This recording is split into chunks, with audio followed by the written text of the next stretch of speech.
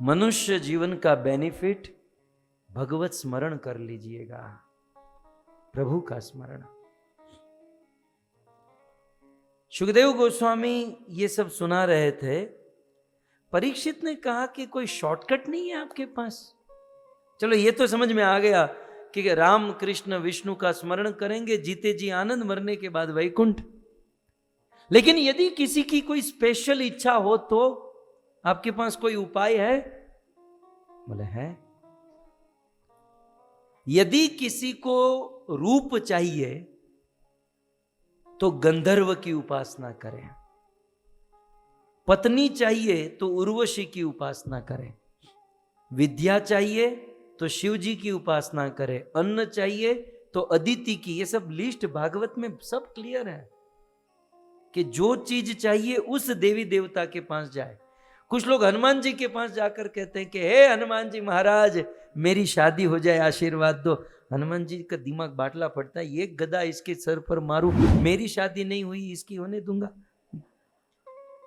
तेरी होते हुए भी रहेगी तो मैं तुड़वा दूंगा। मैं हनुमान ब्रह्मचारी हूं, किससे क्या मांगना ये भी बुद्धिमानी है। हनुमान जी से कोई शादी का आशीर्वाद मांगता है? हनुमान जी से सेवा मांगनी चाहिए, भक्ति मांगनी चाहिए।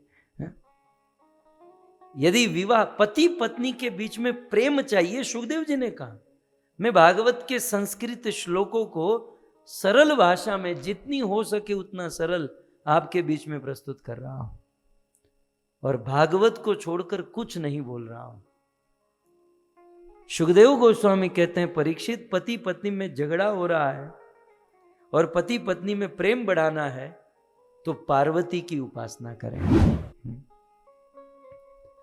स्वामी बनना है, ब्रह्मा की उपासना करें। आदर चाहिए, मान सम्मान चाहिए, आकाश की उपासना करें। बहुत सारी चीजें बताई। तो परीक्षित तो मनुष्य की खोपड़ी बहुत चलती है।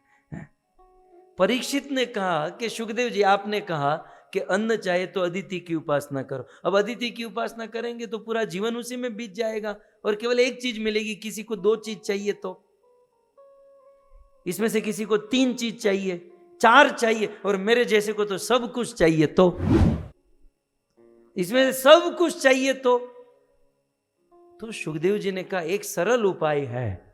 क्या? अकामो सर्व कामो वा मोक्ष काम उदारदी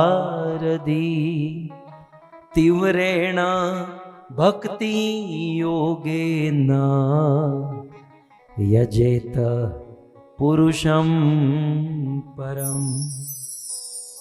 अकामो सर्व कामो वा, यदि इनमें से ये जितनी भी बातें कही गई, सर्व काम, आपकी सारी कामना है, तो ये सभी देवताओं को सेपरेट पूजा करने की, ये सभी देवताओं की सेपरेटली भक्ति करने की जरूरत नहीं है।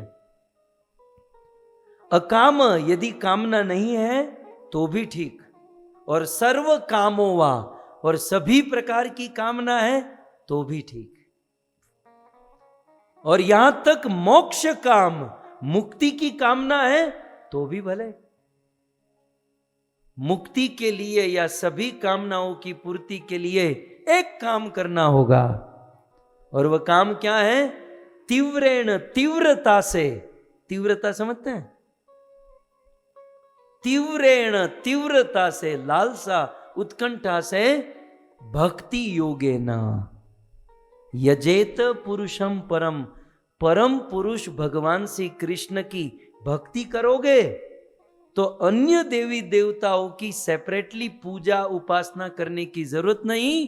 कृष्ण की भक्ति करोगे तो सभी देवी देवताओं की भक्ति अपने आप हो जाएगी, सारी कामना अपने आप पूर्ण हो जाएगी।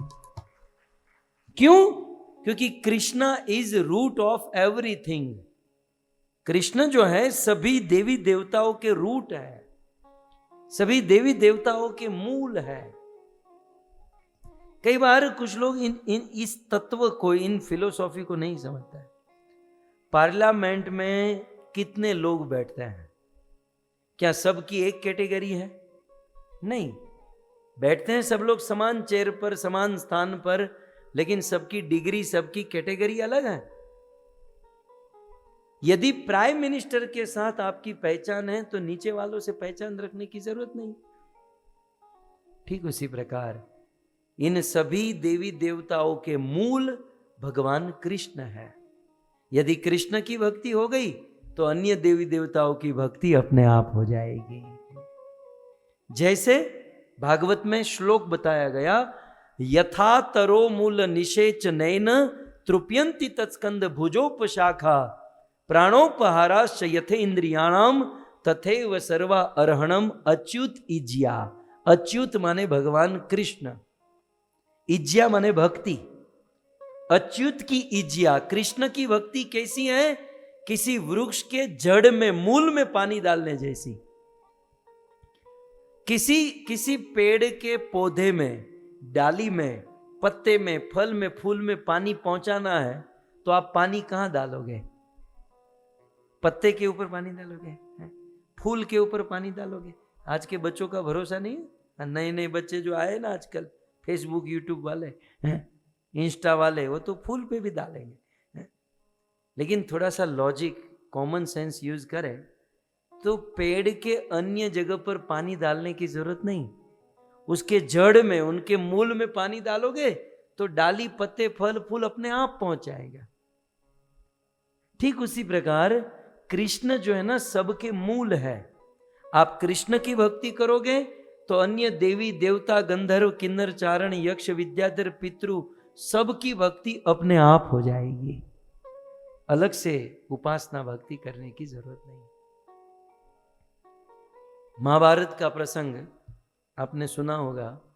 जब पांडव वनवास में थे तब दुर्योधन ने दुर्वासा ऋषि को भेजा कि दुर्वासा जी, आप पांडवों के पास जाओ और उनके घर पर भोजन करो, और अकेले मत जाना, अपने 10,000 शिष्यों को साथ में लेकर जाना।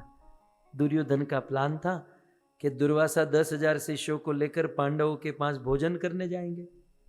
ये पांडव लोग इसको भोजन नहीं करा पाएंगे। दुर्वासा तो जानते ना, वो गरम गरम तवे पर ही बैठा होता है, थोड़ा सा चूचा हुआ तो शराब देकर मार देता है।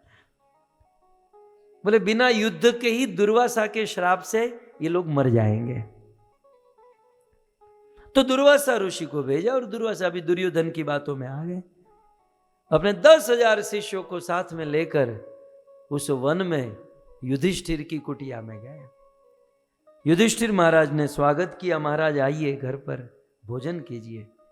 दुर्वासा ने कहा, हम 10,000 लोग हैं, हम 10,000 का भोजन तैयार करो, अभी स्नान करके हम लोग आते हैं।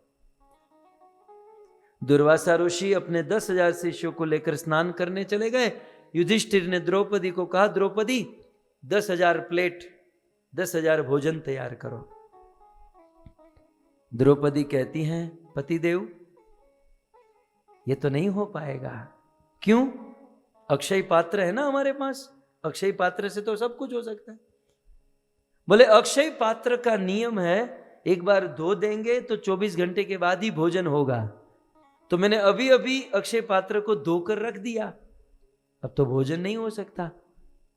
तब तक अर्जुन, नकुल, सहदेव, भीम सब लोग आए। क्या हुआ क्या हुआ?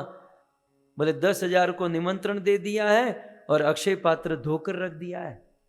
दुर्वासा आएंगे, श्राप देकर मार देंगे। महाभारत में वर्णन है, पांडव लोग तैयार हो गए मरने के लिए, बिल्कुल तैयार। जैसे मरण की तैयारी कैसी होती है, अपनी चिता भी बना दी। बोले दूसरों को ये सब मेहनत करने की जरूरत नहीं, पांडवों ने अपनी चिता सजा दी, स्मरण में बैठ गए और मरने की पूरी तैयारी, क्योंकि अब तो अक्षय पात्र धो दिया, दुर्वासा का श्राप मिलने वाला है, हम लोग मरने वाले हैं। लेकिन अंत में द्रौपदी ने कृष्ण का स्मरण किया और कृष्ण हाजिर हो गए। कृष्ण का तो क्या है, प्रेम से पुकारो हाजिर। हम लोग पुकारते नहीं है, मांदे मांदे बोलते भी ना, हरे कृष्ण कृष्ण। આપણે ત્યાં એક કહાવત છે, નદે સાધજે નાથજી સાધલિયા જીત સંત, આપનું નામ પુકારતા ધેनु કાन धरंत। એક ગામડા ગામનો ગોવાળિયો હોય અને 500,000 ગાયને લઈને ગાય ચરાવવા ગયો હોય અને આખો દિવસ ગાયો ચરે અને ગાયને જ્યારે પાછી ઘરે લઈ જવાનો સમય આવે ત્યારે એ ગોવાળ એક વૃક્ષ નીચે ઊભા ઊભા એ ગાય એ પશુઓનું નામ લે કે હે ગંગે, હે યમને, હે કારી, હે ધોરી. એ જેવું ગાયનું નામ લે એ ગાય દોડતા દોડતા એની પાસે આવી જાય. એક સૃષ્ટિનું સાધારણ જીવ તમે એનું નામ લો તો એ દોડતા દોડતા તમારી પાસે આવે. તો હું તમે ભગવાનનું નામ લઈએ તો એ ભગવાન દોડતા દોડતા આપણી પાસે ના આવે? અવશ્ય આવે. એને પુકારવાની જરૂર છે. દ્રૌપદીને પુકારા नंगे पाँव, गजेंद्र ने पुकारा गरुड़ के ऊपर सवार होकर आए, प्रहलाद ने पुकारा खंबा तोड़कर प्रकट हो. पुकारने की जरूरत है.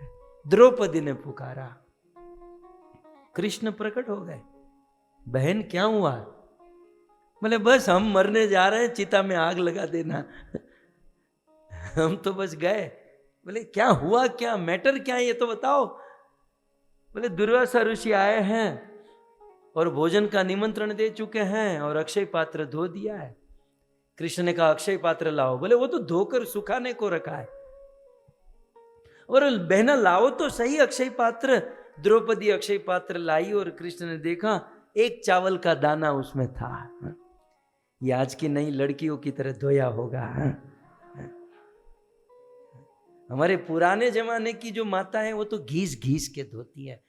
कभी कभी दिमाग फिर जाता है तो लड्डू गोपाल को भी वो बर्तन मांजने के पाउडर से, भाई एने धोवानो न होय, एने उटकवाना न होय, भगवान ने नवड़ावाना होय.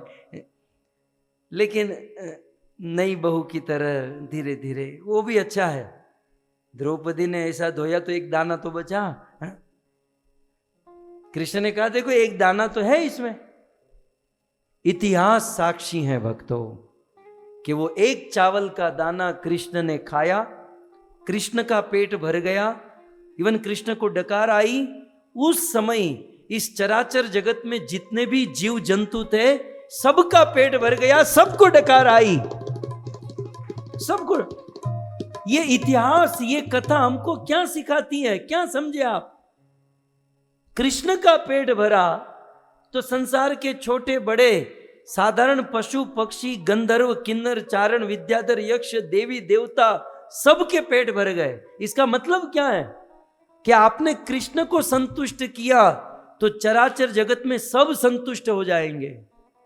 आपने कृष्ण की भक्ति की तो सबकी भक्ति हो जाएगी.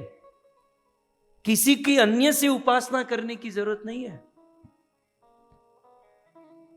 इसलिए श्री सुखदेव गोस्वामी कहते हैं कि तीव्रेण भक्ति योगेन, तीव्रता से यदि कृष्ण की भक्ति करोगे तो ये सभी देवी देवता अपने आप प्रसन्न हो जाएंगे और सारे देवी देवता अपने पास जो जो है सब लुटाने लगेंगे.